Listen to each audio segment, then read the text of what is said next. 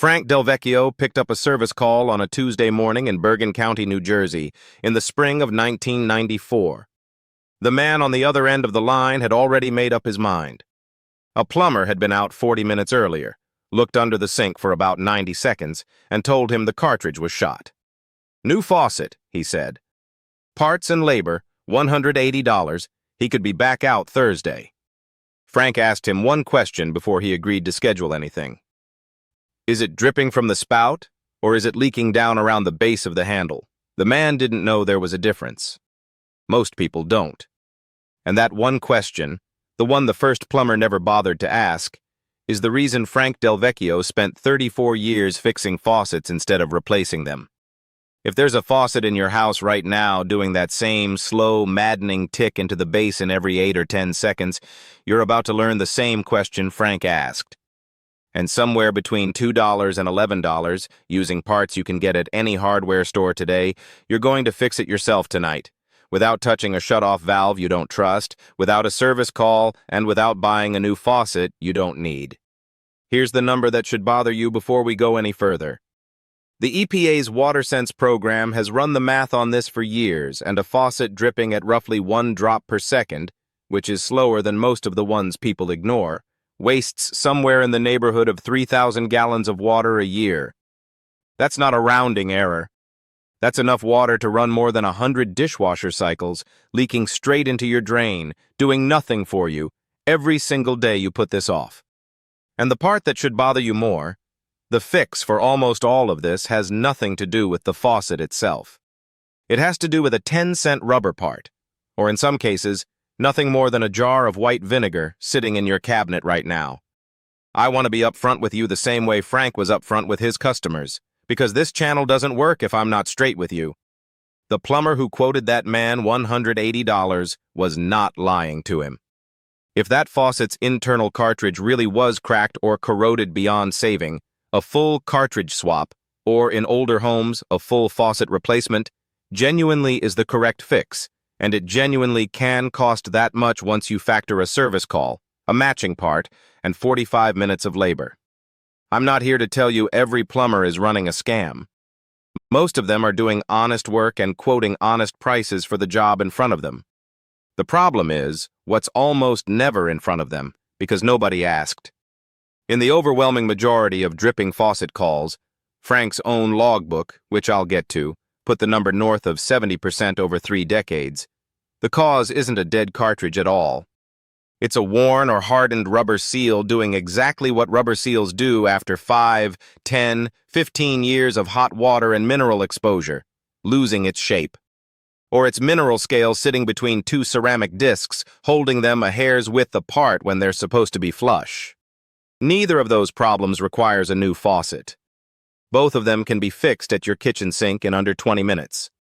Before I show you exactly what to check and in what order, I need to tell you about the faucet itself, because understanding why it's built the way it is tells you exactly where to look. The compression faucet, the kind with a separate hot and cold handle that you screw down to shut off the water, was patented in England in 1845 by a pair of engineers named Guest and Crisp, and the basic mechanism hasn't changed much since. You turn the handle, a rubber or fiber washer at the bottom of the stem presses down against a metal valve seat, and that pressure is the only thing standing between the water main and your sink. Every time you use the faucet, or the seat underneath it gets pitted from mineral deposits in your water supply, and the washer can no longer seal flush. Water sneaks through the gap. That's your drip. Starting in the 1980s, manufacturers moved most residential faucets towards sealed cartridge and ceramic disc designs, partly because they last longer under normal wear, and partly, if you talk to people who worked the supply side back then, because a sealed cartridge is a part number, not a 15-cent washer you buy loose off a pegboard. A washer, anyone can identify and replace. A sealed cartridge is something you're supposed to call someone about. I'm not telling you that as a conspiracy. Nobody in a boardroom in 1987 sat there rubbing their hands together, plotting to make your faucet harder to fix. But the business incentive to build a part that's simple for a homeowner to diagnose is just not the same as the business incentive to build a part that lasts. Those two things aren't opposites, but they're not the same goal either. and it shows in how these things are put together. Here's where Frank comes back into it, because this is the part he taught more plumbers than anyone else in his corner of New Jersey, whether they credit him for it or not. Frank kept a green ledger, an actual paper ledger, the same one for over 20 years, where he logged every faucet call, brand, age, the specific symptom, and what actually fixed it. By the time he retired in 2011, that ledger had entries on more than 1,100 service calls. He wasn't doing it for a book deal. He was doing it because he got tired of guessing, and he found that once you separate the symptom from the assumption, the fix becomes obvious almost every time. So let's separate your symptom from the assumption, the same way Frank's first question does.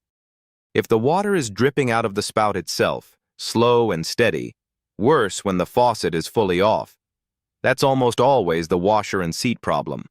Whether you have an old compression handle or a single-lever faucet with an internal cartridge that still uses a rubber-tipped stopper against a seat.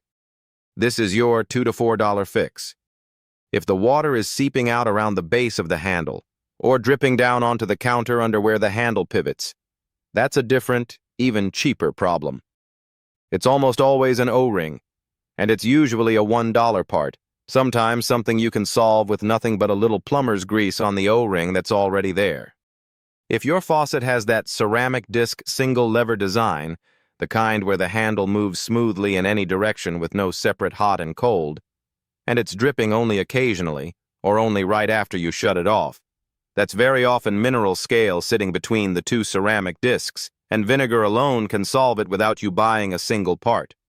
Now, the actual procedure. Here's exactly what you do, in order, and this works on the vast majority of residential single-handle and two-handle faucets you'll find in a kitchen or bathroom. First, find the shut-off valves under the sink. There are almost always two, one for hot and one for cold, sometimes small oval handles you turn clockwise. Turn both off. Then open the faucet to release the remaining pressure in the line and confirm the water's actually off. Put the drain stopper in or lay a rag over the drain because you are about to be holding small parts over an open drain, and that is how a 2-minute job turns into an afternoon with a shop vac. Second, find the small cap on top or at the base of the handle. On most faucets, it's a decorative cap you can pop off with a flathead screwdriver or your fingernail, and underneath it is a set screw. Loosen that screw and the handle lifts straight off. Underneath the handle, you'll usually find either a retaining nut you unscrew with an adjustable wrench, or on cartridge. Third, and this is the step that actually matters, look at what you pulled out. If you're looking at an old-style compression stem, there will be a small rubber washer held on by a brass screw at the very bottom. If that washer is flattened, cracked, or has a groove worn into it, that's your answer. Take it to any hardware store and match it. They sell assortment packs of faucet washers for under $5 that cover almost every size you'll encounter, and the actual washer you need typically runs somewhere around 15 to 30 cents. Replace it, put a thin film of plumber's grease on it, reassemble. If you're looking at a cartridge instead of a washer stem, check the O-rings running around the outside of the cartridge. They're the black rubber rings stacked near the base. If they look flattened, cracked, or dry, that's your $1 to $2 fix. A small tube of silicone-based plumber's grease and a set of replacement O-rings, both sold at the same hardware counter, usually in the same aisle as the washer assortment. If you're dealing with the ceramic disc single-lever design and everything looks physically intact, no cracks, no obvious wear, pull the cartridge and soak it in plain white vinegar for 30 minutes. Mineral scale from hard water builds up on the flat ceramic surfaces and holds them apart by a fraction of a millimeter, which is more than enough for water to weep through under pressure. Vinegar dissolves that scale. Rinse it, reassemble, and in the majority of cases, the drip is simply gone. Fourth, and Frank was adamant about this one, check the valve seat itself, the metal ring the washer or cartridge presses against. Run a finger across it. If it feels rough, pitted, or scored rather than smooth, a new washer alone won't seal against a damaged seat, and you'll be back here in 3 weeks. This is where an $8 seat reseating tool earns its keep. A hand tool that screws onto the stem threads and lightly resurfaces the seat in about 10 seconds of turning. It is not a specialty plumber's tool. It is sold at any hardware store, and it solves the problem that a washer replacement alone cannot. I want to be completely honest with you about what this does not fix, because that's the part most content like this skips, and it's the part that actually builds trust. If your ceramic disc is cracked rather than scaled, vinegar will not save it. You need a replacement cartridge, and at that point you are genuinely looking at a $10 to $30 part, still nowhere near a full service call, but not free either. If the leak is coming from where the supply line connects under the sink, rather than from the faucet body itself, this entire procedure is solving the wrong problem. That's a supply line or shut-off valve issue, and it calls for a different fix entirely. And if your water has enough sediment or hard water buildup that you're replacing washers every few months rather than every few years, the actual root cause is your water hardness, not the faucet. And no amount of washer swapping fixes that permanently. That's a whole house filtration conversation, not a Tuesday night one.